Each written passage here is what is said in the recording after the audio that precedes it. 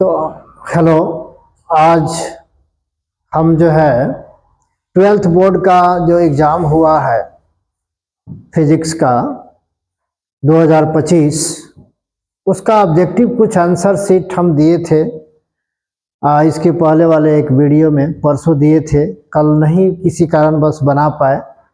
आज उस ऑब्जेक्टिव को देना चाह रहे हैं। बाकी जो क्वेश्चन है 31 तक बनाए थे, अब हमको 32 से क्वेश्चन हमको बनाना है। क्वेश्चन 32 से बनाना है 70 तक ऑब्जेक्टिव। और ये क्वेश्चन जो है ना, जो बच्चे एग्जाम दिए हैं वो अपना जो है ना इसको मिलाएंगे। उसके लिए क्वेश्चन सब ऑब्जेक्टिव जरूरी है सॉल्व करना। नेक्स्ट ईयर कुछ बच्चे एग्जाम देंगे, उनको भी फायदा होगा। इस कारण इसको हमको बनाना पड़ा ऑब्जेक्टिव, और ये एक्सप्लेन करके बनाना पड़ रहा है कि बच्चे को भी पता चले कि किस कारण सही है और किस कारण गलती है। तो सेट कोड आई होगा, ठीक है, फिजिक्स का सेट कोड आई, और ये फिजिक्स का ऑब्जेक्टिव होगा। सेट कोड आई है, ध्यान रखना है। और केवल ऑब्जेक्टिव ही बताएंगे कंफर्म होने के लिए कि कितने ऑब्जेक्टिव सही है, कितने गलत है। ऑब्जेक्टिव से ही बच्चे पास होते हैं। और लॉन्ग और शॉर्ट जितने बच्चे बनाए हैं वो बनाए होंगे तो उनका स्कोर उठता है लॉन्ग और शॉर्ट क्वेश्चन से। फिजिक्स का सब्जेक्ट का जो मार्क्स है, ऑब्जेक्टिव तो मैक्सिमम बच्चे बना लेते हैं, कहीं रटा हुआ मिल जाता है, कहीं कुछ समझा हुआ मिल जाता है, लेकिन लॉन्ग और शॉर्ट जो पूरा ढंग से बनाए टॉप वही करता है। तो इस पर हम बात करते हैं 32 नंबर क्वेश्चन। शायद उसमें नहीं बनाए थे, लेकिन 32 से शुरू करते हैं। तो क्वेश्चन नंबर है 32, इसकी हम बात करें 32। और 32 क्वेश्चन नंबर है जिसमें बताया गया है कि which series of hydrogen spectrum lies in visible portion, यानी हाइड्रोजन स्पेक्ट्रम की कौन सी श्रेणी दृश्य भाग में पड़ती है। तो ऑप्शन है Lyman series, Balmer series, Paschen series, Brackett series. तो विजिबल रीजन में पड़ता है बामर सीरीज, इसलिए 32 का ऑप्शन बी करेक्ट है। यानी बी में दिया है क्या, बामर सीरीज। ये 32 का बी नंबर ऑप्शन करेक्ट है। अब चलते हैं 33 में कह रहा है कि निम्नलिखित में से कौन आवेश रहित कण है। निम्नलिखित में से कौन आवेश रहित कण है, यानी जो chargeless, which of the following chargeless particles, alpha particle, beta particle, proton, photon. तो अल्फा ऑलरेडी पॉजिटिव चार्ज रहता है, बीटा निगेटिव चार्ज होता है, प्रोटॉन पॉजिटिव चार्ज होता है, फोटोन है। तो इसका ऑप्शन डी है, जो चार्जलेस और मासलेस होता है, फोटोन। ये करेक्ट ऑप्शन है। इसके बाद 34 में कह रहा है कि एक्सरे जो किरण है वो ए नंबर ऑप्शन में कहता है कि मूविंग इलेक्ट्रॉन है, बी में कह रहा है कि मूविंग पॉजिटिव आयंस है, और सी में कह रहा है कि मूविंग नेगेटिव आयन है, और डी में कह रहा है इलेक्ट्रोमैग्नेटिक वेव है। तो एक तरह से हम देखें तो एक्सरे जो है ना वो इलेक्ट्रोमैग्नेटिक वेव है, ये करेक्ट ऑप्शन होगा, ठीक है। यानी इसमें 34 में ऑप्शन डी सही है, यानी इसमें इलेक्ट्रोमैग्नेटिक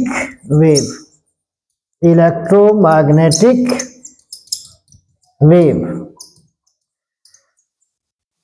ठीक है।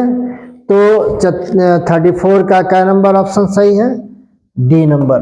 अब चलते हैं 35 में क्या है।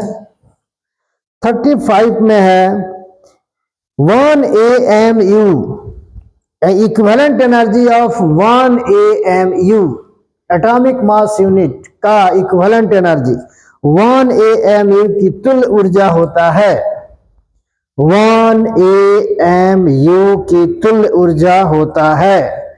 एक में दिया है 190 मेगा इलेक्ट्रॉन वोल्ट, बी में 139 मेगा इलेक्ट्रॉन वोल्ट, सी में 931 मेगा इलेक्ट्रॉन वोल्ट, डी में 931 मेगा इलेक्ट्रॉन वोल्ट। तो 1 AMU इसका ऑप्शन डी सही है। 1 AMU equal to 931 mega electron volt. Already ये क्वेश्चन हम लोग जो है ना बनाए हुए हैं। इसके बाद 36 में कहता है, क्वेश्चन नंबर 36 में कहता है कि द रिलेटिव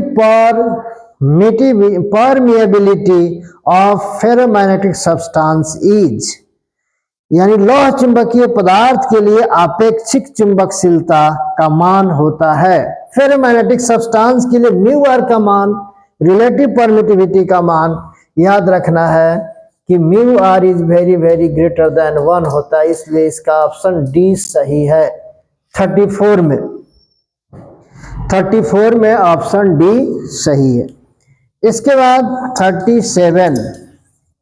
37 क्या कहता है, in series circuit with resistor R1 R2 R3 the current following through each resistor is, यानी क्वेश्चन कह रहा है कि R1 R2 R3 प्रतिरोधों के श्रृंखला परिपथ में प्रत्येक प्रतिरोध में प्रवाहित धारा, ये ऑप्शन, यानी क्वेश्चन है कि सीरीज कॉम्बिनेशन में, ये कह रहा है कि सीरीज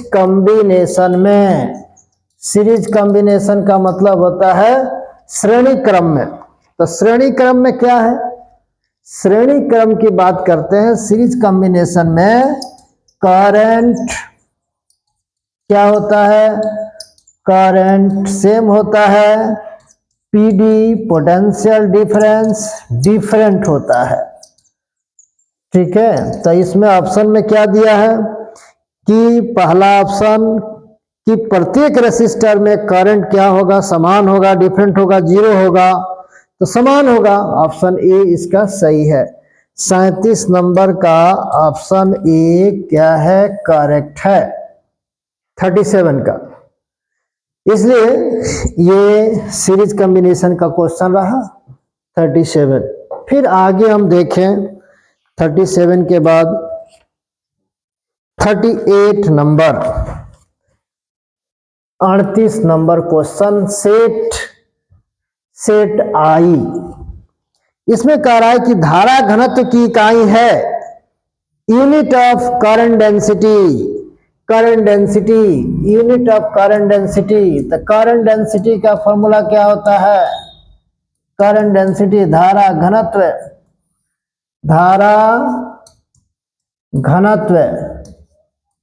तो धारा घनत्व का यूनिट क्या होगा, J equal to I divide A, तो इसका हो जाएगा एम्पियर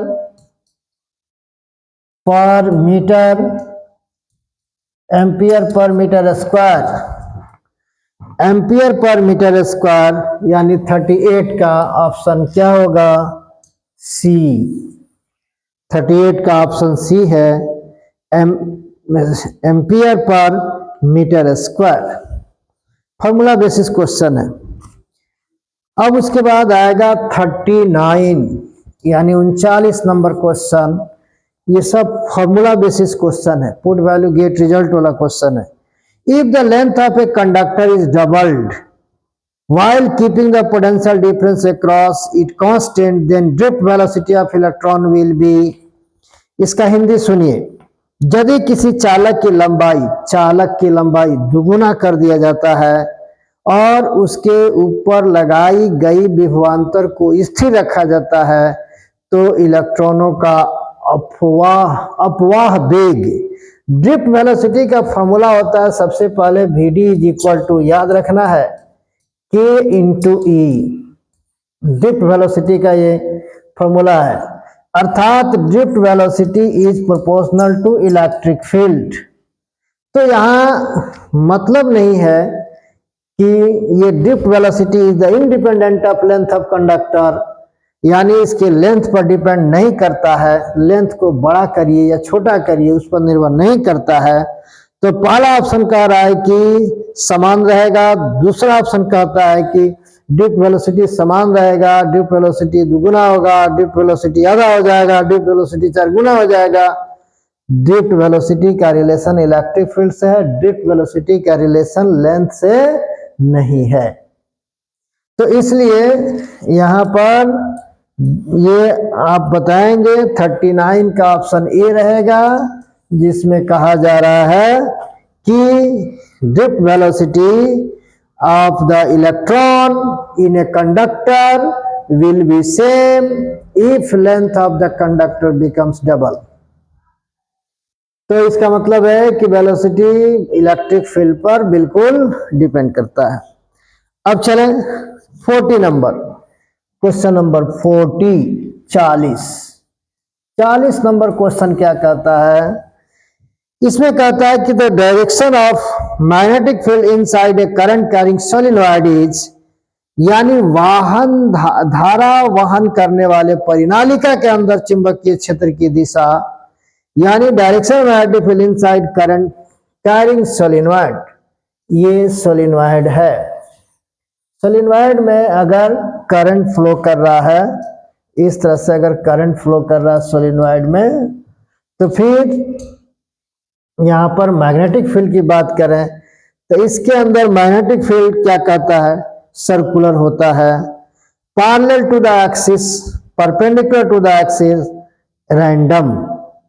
यानी हम लोग तो जानते हैं कि अगर करंट कैरिंग वायर है तो इसमें मैग्नेटिक फील्ड का डायरेक्शन इस तरह से लिया जाता है। इसके अंदर मैग्नेटिक फील्ड का डायरेक्शन ऐसे लेते हैं, इस तरह से मैग्नेटिक फील्ड का, यानी एक्सिस के पैरेलल इसके अंदर तो होगा। तो इसमें कहता है सर्कुलर, सब सर्कुलर नहीं होगा, पैरेलल टू द एक्सिस, इसको सही ऑप्शन इसका होगा पैरेलल टू द एक्सिस।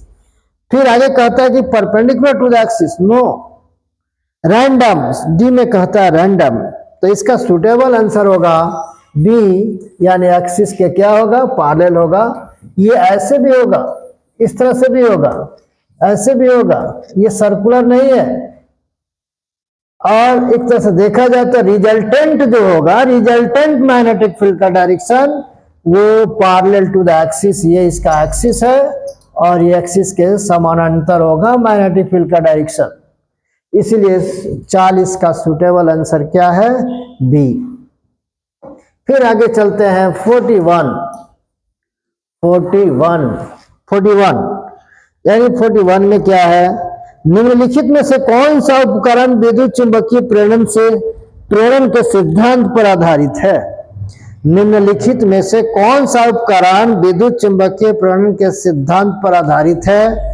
इसका इंग्लिश सुनिए। विच of the following devices is based on the principle of electromagnetic wave, यानी इलेक्ट्रोमैग्नेटिक इंडक्शन के सिद्धांत पर निम्नलिखित में से कौन डिवाइस आधारित है? पहला वोल्टमीटर नहीं होगा, दूसरा इलेक्ट्रिक मोटर नहीं होगा, तीसरा इलेक्ट्रिक जनरेटर ये होगा, चौथा ऑप्शन एमीटर, ये भी नहीं होगा। इलेक्ट्रिक जनरेटर इलेक्ट्रोमैग्नेटिक इंडक्शन पर आधारित है। 41 का ऑप्शन सी सही है। अब चलें अब देते हैं 42 में क्या है? कह रहा है एक परिनालिका का स्व प्रेरकत्व निर्भर करता है, the self inductance of A solenoid depend on, यानी सेल्फ इंडक्टेंस सोलिनॉइड का, ये सोलिनॉइड था, ये सोलिनॉइड है, ये सोलिनॉइड का जो सेल्फ इंडक्टेंस होता है वो किस पर निर्भर करता है? तो इस सेल्फ इंडक्टेंस का फॉर्मूला होता है L is equal to mu naught n square A into L, यानी mu naught n A L। इसका क्या मतलब? ये है सेल्फ इंडक्टेंस, ये length of Length of solenoid A is equal to cross section area, N is equal to number of turns, N is equal to number of turns, N जो हो गया ये नंबर ऑफ टर्न्स है। तो इसका मतलब इसमें कह रहा पहला the current flowing through the its medium, यानी इसमें करंट, ये करंट पर कहाँ निर्भर कर रहा है, ये म्यू एन ए एल की बात किया जा रहा है। The number of turns per unit length, N का मान नंबर ऑफ टर्न्स है, पर यूनिट लेंथ नहीं है। सी में कहता है कि the length of the solenoid, इसका मतलब है यहाँ एरिया का चर्चा तो नहीं कर रहा है, इसका मतलब ये लेंथ ऑफ ई सेल पर डिपेंड करता है, सेल्फ इंडक्टेंस ये कह रहा है। डी कह रहा है both B and C, both B and C, यानी इसमें ये कहा जाए कि बी और सी नहीं करके ये एक तरह से लंबाई पर डिपेंड करता है। एल बढ़ेगा तो इसका लंबाई बढ़ेगा, नंबर ऑफ टर्न्स यहाँ पर यूनिट लेंथ कह रहा है लेकिन ये नंबर ऑफ टर्न्स है, तो सुटेबल आंसर इसका ऑप्शन सी करेक्ट है। सुटेबल ऑप्शन इसका सी करेक्ट है 42 का। अब चलते हैं 43। 43 में क्या कहता है, दो समान धनावेशित बिंदु आवेशों जिनके प्रत्येक पर 1 माइक्रोकूलम्ब आवेश है को 1 मीटर की दूरी पर वायु में रखा जाता है, इस निकाय की वैद्युत स्थितिज ऊर्जा होती है। इसका इंग्लिश सुनिए, 2 equal point charges of 1 microcoulomb charges are kept at a distance of 1 meter in air. The electric potential energy of the system will be, यानी इसमें क्वेश्चन कहा जा रहा है कि 2 equal positive point charges of 1 microcoulomb charge are kept at a distance of 1 meter in air. The electric potential energy, तो आप इसमें अगर निकालते हैं तो U बराबर 1 बाई होता है 4 पाई epsilon not Q1 into Q2 by R। तो इसमें वैल्यू निकाल सकते हैं, इसका वैल्यू कितना रखेंगे, इसका वैल्यू रखेंगे 9 गुना 10 के पावर 9 गुना Q1 का मान कितना रखेंगे 1 माइक्रोकूलम्ब, 1 गुना 10 के पावर -6 गुना 1 गुना 10 के पावर -6 बाई 1 मीटर, कर आर का मान 1 मीटर है। तो इसका मतलब है कि 6 व 6 12 और 3 घट जाएगा 9। इसका मतलब है कि U का मान अगर आप सॉल्व कीजिएगा तो कितना आएगा, यहाँ U का मान आएगा U इज इक्वल टू 9 गुना 10 के पावर, घटाइए इसको -12, 10 के पावर -12, इस -12 में से 10 के पावर 9 घट जाएगा तो 9 गुना 10 के पावर -3 जूल आ जाएगा। इसमें ऑप्शन अगर हम देखें तो ऑप्शन इसका क्या आता है, सी, यानी 43 का ऑप्शन क्या आएगा, सी। अब चलते हैं 44, थोड़ा फास्ट चलना पड़ेगा, टाइम ज्यादा लगेगा इसीलिए थोड़ा सा फास्ट चल रहा है, समझाते चल रहा है।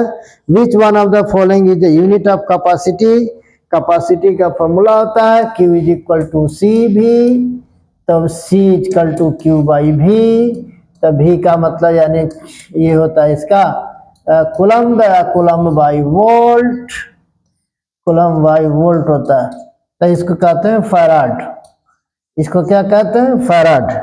इसका मतलब है कूलम्ब पर वोल्ट, इसका ऑप्शन डी दे रहा है, 44 का ऑप्शन क्या है, डी। अब चलते हैं 45। 45 में क्या कहता है, कैपेसिटी, यूनिट ऑफ कैपेसिटी बताइए। कैपेसिटर से 2 question, the capacity of any condenser does not depend upon, यानी किसी भी किसी संधारित्र की धारिता निर्भर नहीं करता है। तो ये जो फॉर्मूला है Q equal to C V, यानी Q equal to C V, तो ये C जो है यही कैपेसिटी ऑफ कैपेसिटर है, वो ना चार्ज पर डिपेंड करता है और ना पोटेंशियल डिफरेंस पर डिपेंड करता है। तो ये डिपेंड करता है एरिया पर, शेप साइज पर, medium between plates of capacitor. इसका मतलब capacity of any condenser does not depend upon charge on plate, shape of the plate, size of plates, distance between plates. इसका मतलब है चार्ज ऑन प्लेट्स। इसका option क्या होगा? सी, यानी 45 का ऑप्शन सी होगा, क्योंकि सी जो है इस क्यू पर चार्ज पर निर्भर नहीं करता है। फिर आगे चलते हैं 46 नंबर क्वेश्चन। 46 इधर फॉर्मूला बेसिस क्वेश्चन पूछा गया है। The electric field on outer surface of A charge conductor, एक चार्ज कंडक्टर है, यहां पर चार्ज कंडक्टर इस तरह से हो गया। अगर ये प्लस है, प्लस है, प्लस है, प्लस है, इस तरह से, तो इसके आउटर सरफेस पर इलेक्ट्रिक फील्ड किस टाइप से होता है? यानी किसी आवेशी चालक के बाहरी सतह पर विद्युत क्षेत्र प्लस है, तो विद्युत क्षेत्र इस तरह से हो जाएगा। तो सोच लीजिए, पहला ऑप्शन क्या कहता है? सतह के समानांतर, सतह के लंबवत, सतह के साथ 45 डिग्री कोण पर, और डी में कहता है सी शून्य है। तो सतह के समानांतर तो नहीं होगा इलेक्ट्रिक फील्ड। इलेक्ट्रिक फील्ड किसके समानांतर होगा? नहीं है समानांतर, सतह के लंबवत। ये चांस रह सकता है कि ये सतह ये हो गया, ये सतह हो गया, इसके लंबवत होगा इलेक्ट्रिक फील्ड। तो 45 डिग्री पर भी नहीं होगा। इसका मतलब सुटेबल आंसर है इसका बी, 46 का बी हो जाएगा। इसके बाद 47, if a conductor is placed in an external electric field, the field inside the conductor will be, कह रहा किसी चालक को बाहरी विद्युत क्षेत्र में रखा जाए तो चालक के अंदर का क्षेत्र क्या होगा? चालक के अंदर का क्षेत्र क्या होगा? किसी चालक को बाहरी विद्युत क्षेत्र में रख दिया जाता है तो चालक के अंदर का क्षेत्र क्या होगा? तो चालक के अंदर का क्षेत्र जो है ना 0 हो जाएगा, क्योंकि अगर उसको विद्युत क्षेत्र की उपस्थिति में रख देंगे तो वो अंदर का जो चार्जेज है वो इलेक्ट्रिक फील्ड होगा, नेट इलेक्ट्रिक फील्ड 0 हो जाएगा। इसलिए 47 का ए सही ऑप्शन होगा, 0। 47। फिर इसके बाद हम चलते हैं आगे 48। अब 48 की हम बात करें, 48, 48। तो 48 में क्या है? Which of the following statement is true for 2 point charges of opposite sign? यानी अपोजिट साइन, यानी एक प्लस है और दूसरा क्या है? माइनस है। तब प्लस और माइनस है, तो अगर पोटेंशियल एनर्जी निकालते हैं 1/4 पाई एप्सिलॉन नॉट Q1 और Q2, इसमें क्या कहता है?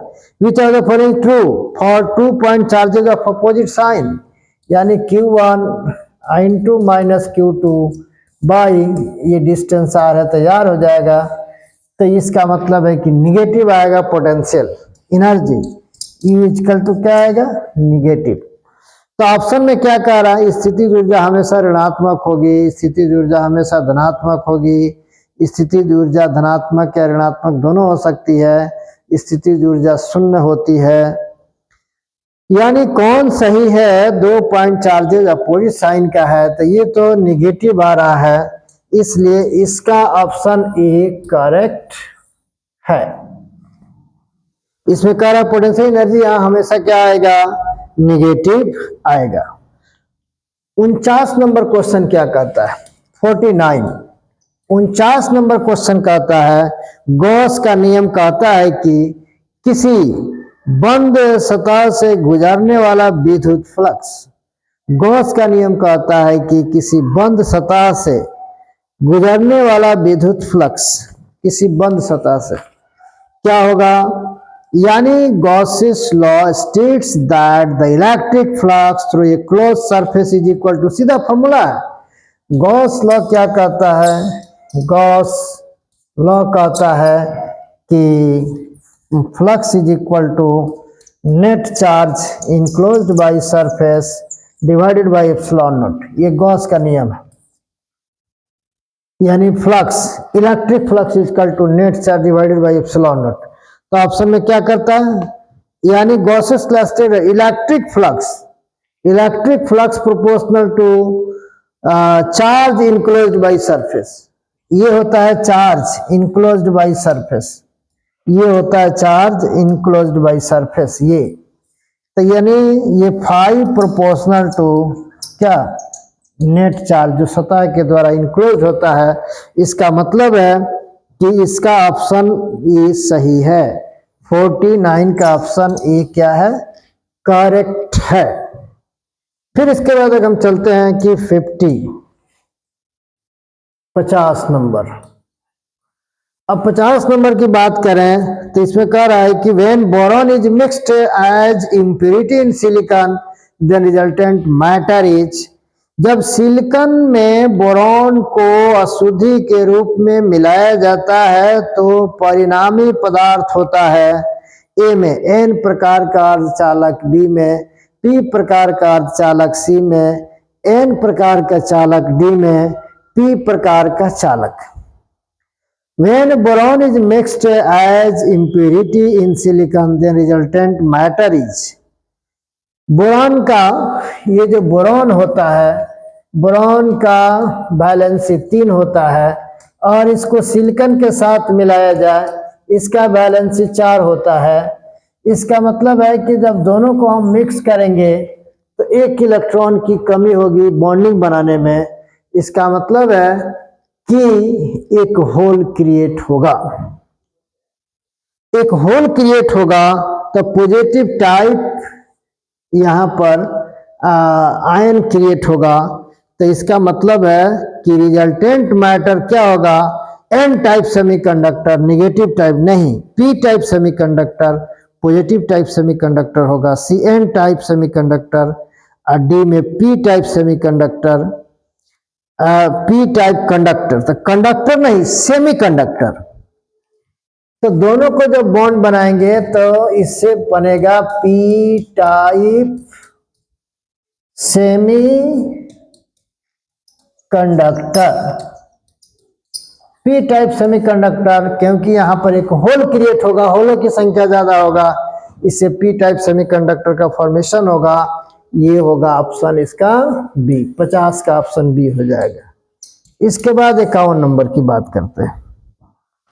51 नंबर में क्या कहता है, in N type semiconductor the majority charge carriers is are, N type semiconductor में N minority, N type semiconductor में कह रहा है कि एन प्रकार के अर्धचालक में अल्पसंख्यक आवेश वाहक होते हैं। एन टाइप सेमीकंडक्टर में इलेक्ट्रॉनों की संख्या अधिक होती है, नेगेटिव आयन की संख्या अधिक होती है, तो होल की संख्या कम होता है।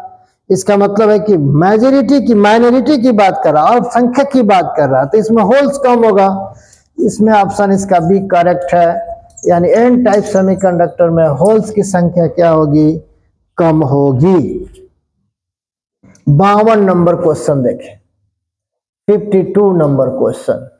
52 नंबर क्वेश्चन में देखें, which logic gates output is true only if the inputs are different.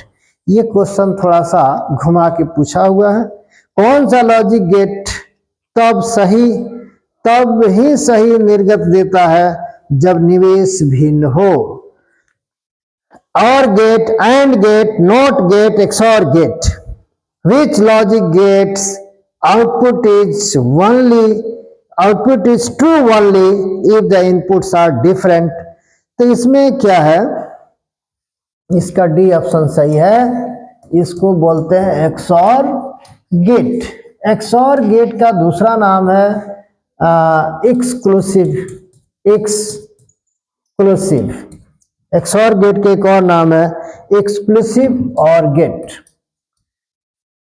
Exclusive और गेट इसका नाम है। इसमें क्या होता है कि इसका इनपुट यदि डिफरेंट हो तो आउटपुट इसका केवल सही होता है, इसीलिए इसका ऑप्शन आपको डी करेक्ट है। अब कहता है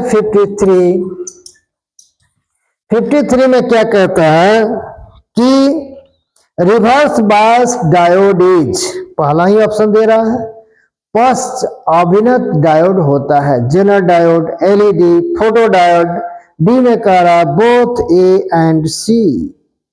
इसमें फोटो डायोड की बात करता है, ये जेनर डायोड की बात कर रहा है। फोटो डायोड यानी रिवर्स बायस्ड डायोड इज, यानी कहने का अर्थ है कि जेनर डायोड, पहला ऑप्शन सही है।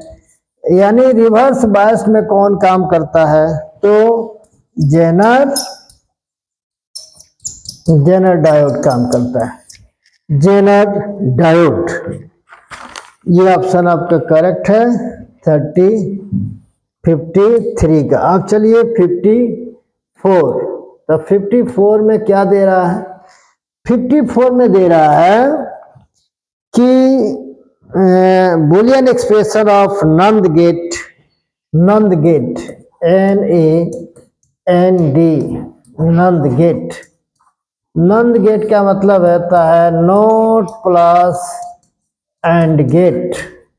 तो एंड का Boolean equation y equal to A and B होता है, A इंटू B होता है। इसका मतलब है कि इस पर कॉम्प्लीमेंट होता है, तो इसका ऑप्शन है एक ऑप्शन इसका करेक्ट है, ऑब्जेक्टिव।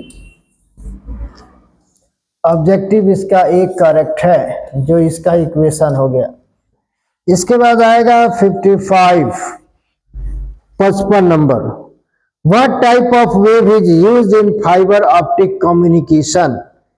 फाइबर ऑप्टिक संचार में किस प्रकार की तरंगों का उपयोग किया जाता है, तो ऑप्टिक फाइबर में विद्युत चुंबकीय तरंग का उपयोग किया जाता है। इसका मतलब है पहला ऑप्शन दे रहा है साउंड वेव्स, दूसरा दे रहा है इलेक्ट्रोमैग्नेटिक वेव, तीसरा ऑप्शन सिस्मिक वेव, चौथा ऑप्शन मैकेनिकल वेव। तो पहला यानी बी नंबर ऑप्शन इसका करेक्ट है।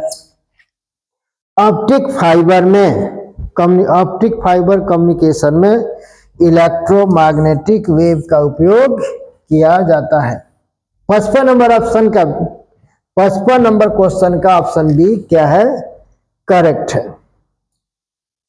फिर अगर हम आगे देखें 55 के बाद 56, 56 नंबर क्वेश्चन कह रहा है टीवी प्रसारण के लिए निम्नलिखित में से कौन आवृत्ति परास का उपयोग होता है। टीवी प्रसारण के लिए यानी एक डाटा से ही क्वेश्चन पूछा गया है। Which of the following frequency ranges is use for TV transmission, यानी टीवी ट्रांसमिशन के लिए किस फ्रीक्वेंसी रेंज का यूज किया जाता है। पहला ऑप्शन है 30 से 300 मेगाहर्ट्ज, दूसरा ऑप्शन है 30 से 300 किलोहर्ट्ज, तीसरा ऑप्शन है 30 से 300 मेगाहर्ट्ज, चौथा ऑप्शन है 30 से 300 गीगाहर्ट्ज। तो इसमें पहला ऑप्शन डाटा ही है कि टीवी प्रसारण के लिए, टीवी प्रसारण के लिए आपको सी नंबर ऑप्शन आता है 30 से 300 मेगाहर्ट्ज का उपयोग किया जाता है। ये क्वेश्चन लिखाया हुआ है, ये ऑलरेडी टीवी प्रसारण में इतना ही मेगाहर्ट्ज का ये फ्रीक्वेंसी वाले वेव का यूज किया जाता है। 56 के बाद 57, 57 में क्या कह रहा है, किलोवाट घंटा मात्रक है। Kilowatt hour is the unit of energy, कई बार बताया गया है। Kilowatt hour, kilowatt hour is equal to unit of energy, unit of energy. ठीक है, ये वाट माने जूल पर सेकेंड, इसमें कटा देंगे तो जूल में आ जाएगा। इसका मतलब है कि इसका ऑप्शन क्या है, तो इसका ऑप्शन ए हो गया एनर्जी 57, जिसको कहते हैं एनर्जी, ऑप्शन ए। फिर इसके बाद 57 के बाद 58, 58 क्या है? 58 58 क्या है? 58 में कह रहा है कि which of the following laws is based on the principle of conservation of energy. Question कह रहा है कि निम्नलिखित में से कौन सा नियम ऊर्जा संरक्षण के सिद्धांत पर आधारित है? Which of the following laws is based on the principle of energy conservation. Principle of energy conservation यानी किस पर आधारित है? पहला ऑप्शन दे रहा है कि एम्पियर्स लॉ कहीं नहीं होगा, फैराडे लॉ ऑफ इलेक्ट्रोलिसिस ये भी नहीं होगा, लेंज लॉ यही होगा। लेंज लॉ जो है ऊर्जा संरक्षण के सिद्धांत पर आधारित है, तो 58 का ऑप्शन क्या होगा? सी। उसके बाद 59 नंबर की बात हम कर रहे हैं। 59 क्या है? When an ammeter is shunted then its measurement limit.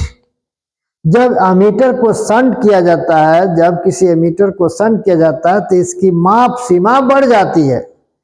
When ammeter is shunted, then its measurement unit is increases. Option A इसका क्या है? करेक्ट है। इसके बाद आता है क्वेश्चन नंबर 60। क्वेश्चन नंबर इसका आता है 60। तो 60 में क्या कहा जाए? Dimensional formula permeability. इसको निकालना पड़ता है, डायमेंशनल फॉर्मूला परमिएबिलिटी। तो इसका डायमेंशनल फॉर्मूला ऑफ परमिएबिलिटी अगर हम निकालते हैं तो ये ऑप्शन इसका एक करेक्ट आता है। Dimensional formula of permeability option A में जो दिया है ये निकल जाता है ml t का पावर -2 a का पावर -2। 60 नंबर ये करेक्ट है, निकाल लेना होगा। फिर इसके बाद 61 की बात अगर हम करते हैं, 61 तो ये क्या कह रहा? 61 में कह रहा है कि यूनिट ऑफ, ये थोड़ा सा क्वेश्चन टाइम टेकन है, unit of root mu naught by epsilon naught. Unit of mu naught by epsilon naught, बिल्कुल ये क्वेश्चन नया क्वेश्चन है और इसमें म्यू नॉट का निकाल कर डायमेंशन रख देना है। फिर सॉरी यूनिट कह रहा और इसको भी इसका यूनिट रख देना है, इसका यूनिट रख देना है, तो इसका यूनिट आ जाता है अगर सॉल्व किया जाए तो ओम के बराबर आ जाता है। ठीक है, तो इसका ऑप्शन क्या है? ये 60 नंबर का ऑप्शन बी करेक्ट होगा। फिर इसके बाद हम 62 नंबर पर चलते हैं। कह रहा है कि यदि किसी चल कुंडली गैल्वेनोमीटर में फेरों की संख्या बढ़ा दी जाए तो इसकी सुग्राहिता, संवेदनशीलता बढ़ जाती है, ऑप्शन ए। बी में घट जाती है, ऑप्शन सी अपरिवर्तित रहती है, ऑप्शन डी बढ़ सकती है या घट सकती है। ठीक है, इसका बढ़ जाती है ऑप्शन होगा। इंग्लिश इसका देखिए, if the number of turns is increased in any moving coil galvanometer then its sensitivity increases. Option A सही है, इंक्रीजेज। इसके बाद 63, तो 63 में क्या कह रहा है? 63 की अगर हम बात करें, एट न्यूट्रल पॉइंट्स, उदासीन बिंदुओं पर उदासीन बिंदुओं पर at neutral points, A option, B option, C option, D option. ये कह रहा है कि मैग्नेटिक फील्ड ग्रेटर देन, तो मैग्नेट में, मैग्नेटिज्म में जो न्यूट्रल पॉइंट होता है वहां न्यूट्रल पॉइंट पर नेट मैग्नेटिक फील्ड का मान क्या होता है? 0 होता है। तो इसमें ऑप्शन ए दिया है कि B greater than B H, B less than B H, B equal to B H.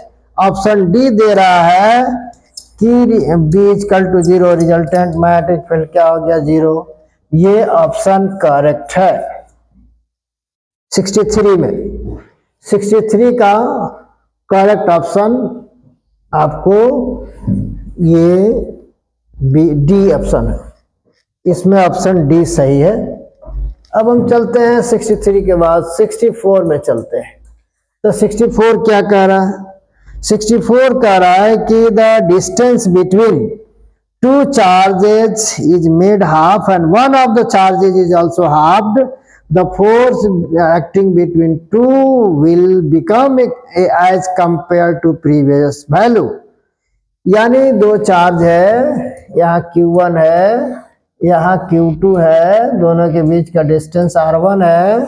तो क्वेश्चन में कह रहा है कि एक चार्ज को आधा कर दीजिए और बीच के डिस्टेंस को क्या कर दीजिए, दुगुना कर दीजिए, यानी ये 2R1 हो गया, R2 इक्वल टू, यही क्वेश्चन है।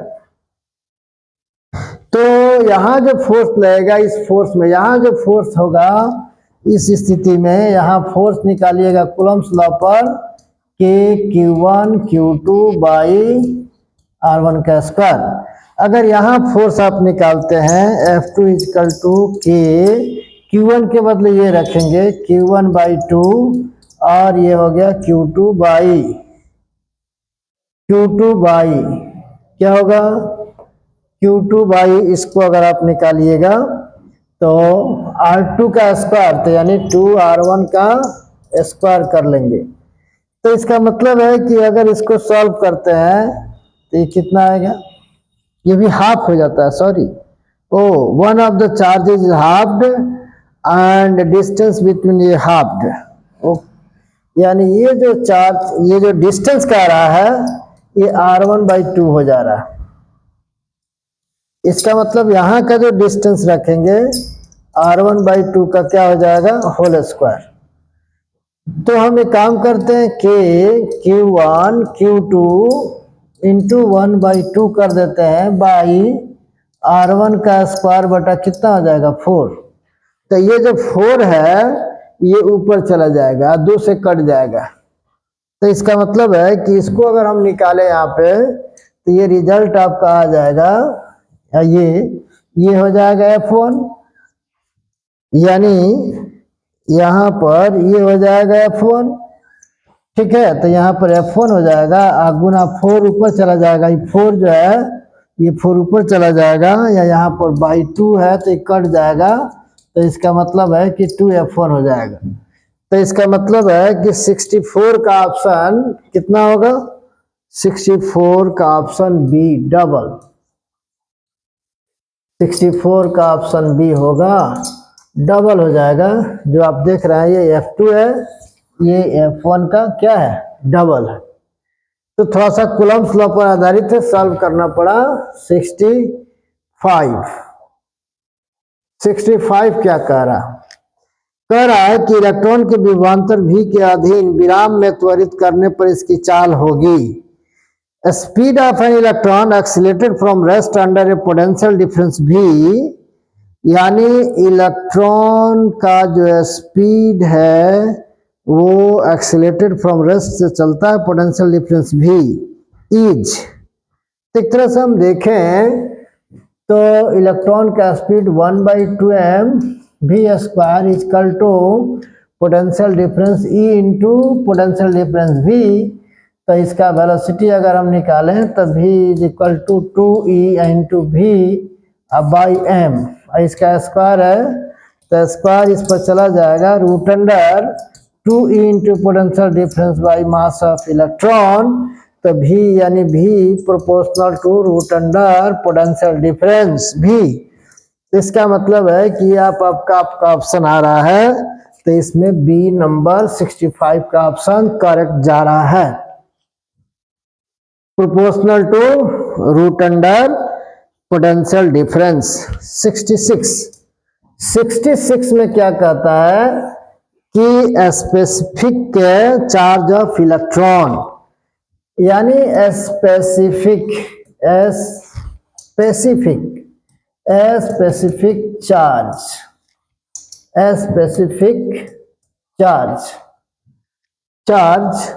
Of electron, specific charge of electron अगर निकाला जाए तो E बाई M होता है, यानी इलेक्ट्रॉन का charge by mass of electron. तो इसको अगर हम सॉल्व करेंगे, इसको वैल्यू का रखेंगे 1.6 गुना 10 के पावर माइनस 19 बाई 9.1 गुना 10 के पावर माइनस 31 कूलम्ब पर केजी। तो ये रिजल्ट सॉल्व करने पर लगभग आपका आ जाता है कितना 1.8 गुना 10 के पावर लगभग 11 कूलम्ब पर केजी आ जाता है। तो इसका मतलब इसका ऑप्शन क्या आता है? सी। 60 नंबर का ऑप्शन आ जाता है सी। फिर 67 क्या है? तो 67 की अगर हम बात करें तो इसमें आता है in parallel combination of condenser which quantity remains same for each condenser. In parallel combination of condenser which quantity remains same for each condenser. वाह, केवल यानी Q इजकल टू CV से 3 क्वेश्चन इस बार पूछा गया। ये C कंडेंसर जो है कैपेसिटर, ये Q पर भी निर्भर नहीं करता है चार्ज पर, और पोटेंशियल डिफरेंस पर भी निर्भर नहीं करता है। तो पीछे जो ऑप्शन दिया है कि Q पर निर्भर नहीं करता है, चार्ज पर निर्भर नहीं करता है, तो C आपका V पर भी निर्भर नहीं करता है। ठीक है, तो यही क्वेश्चन यहां भी दिया है इन पैरेलल कॉम्बिनेशन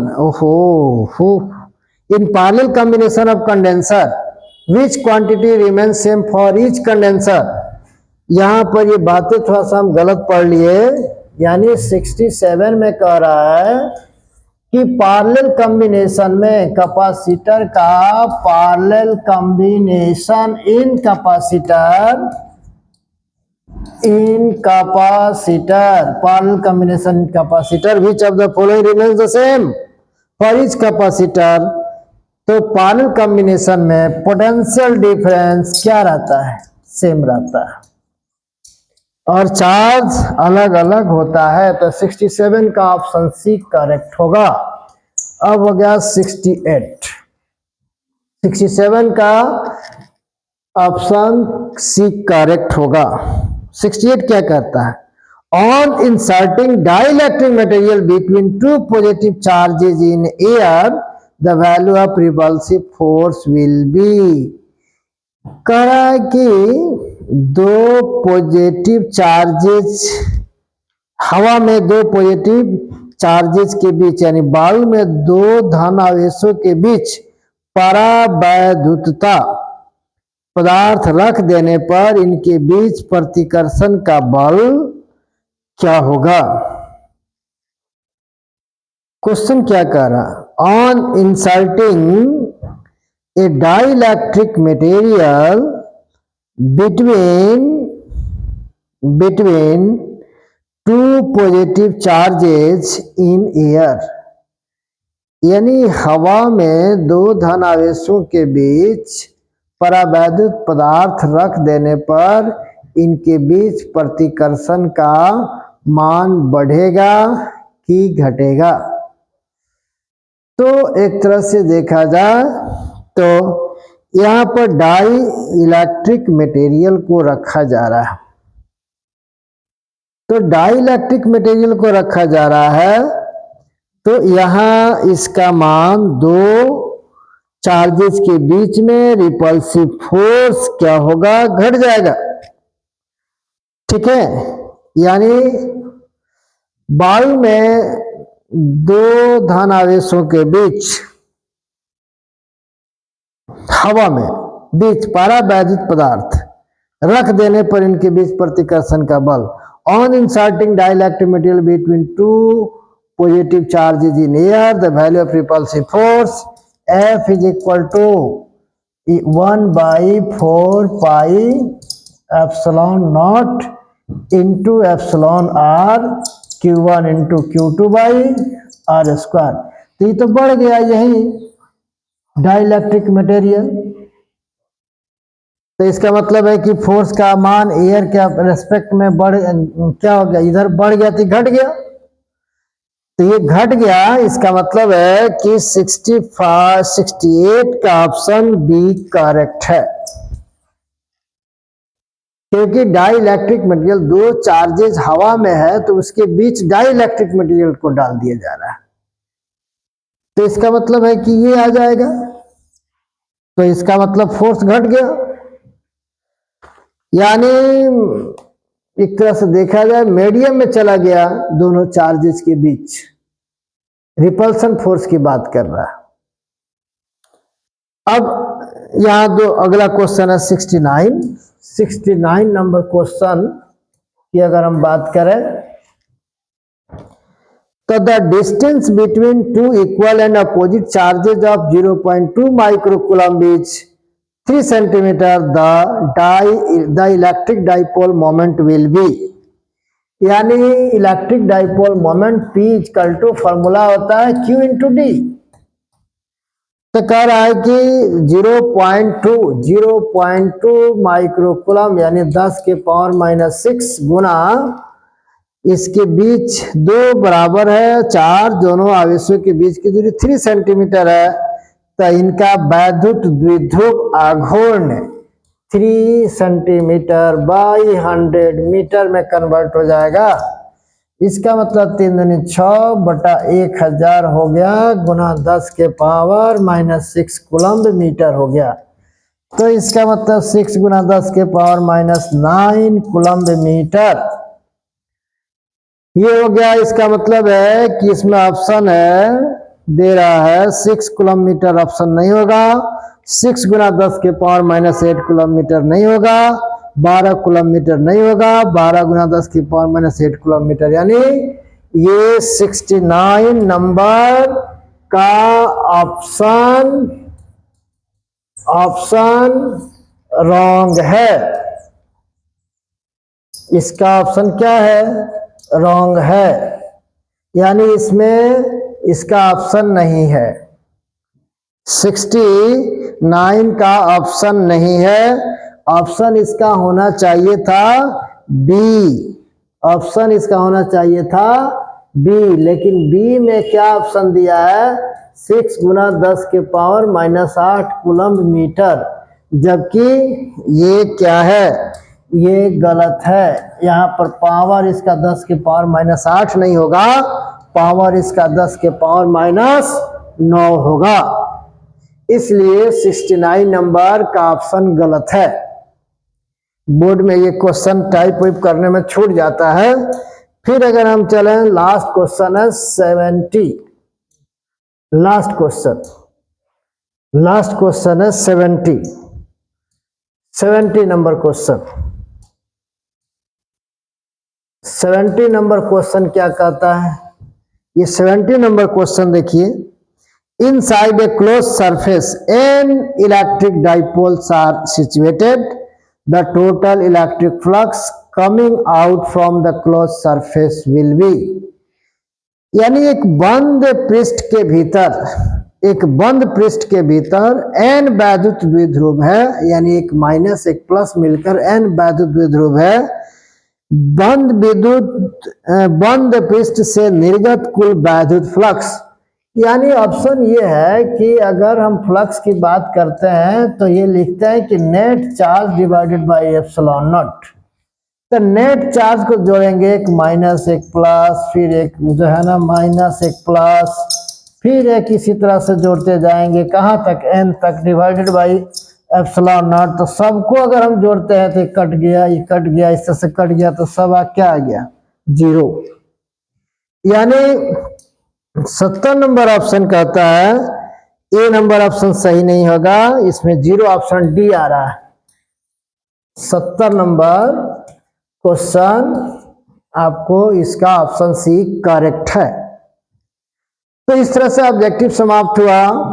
ये किसी कारण बस 2 पार्ट में वीडियो बनाने पड़ा। पहला पार्ट में थोड़ा सा टेक्निकल फॉल्ट के कारण 32 तक ही बनाए, तब तक जो है ना माइक को एक डिस्चार्ज हो गया, इस कारण हम जो है ना आधा ही बना पाए थे। अदरवाइज 1 घंटे में सारे क्वेश्चन 70 का 70 हम बनाकर वीडियो देते, इसलिए दूसरा वीडियो बनाना पड़ा है। तो इसको आप लोग मिलाएंगे और इसको 2 साल 1 साल बाद 2 साल बाद भी कोई 12 का स्टूडेंट अगर पढ़ते हैं तो उनको ये बातें समझ में आएगी, क्योंकि एक्सप्लेन करके ऑब्जेक्टिव बनाया गया है। ठीक है, इसी के साथ थैंक यू।